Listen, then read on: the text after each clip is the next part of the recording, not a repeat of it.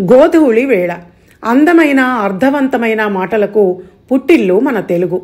అందుకు ఒక ఉదాహరణ గోధూళి వేళ అనే మాట. ఇది సాయం సంధ్యను తెలిపే పదబంధం. మేతకు వెళ్లిన ఆవులు సాయంత్రం ఇంటికి తిరిగి వచ్చేటప్పుడు వాటి కాలి గిట్టల తాకిడికి పైకి లేచే ఎర్రటి దుమ్ము గోధూళి అంటే.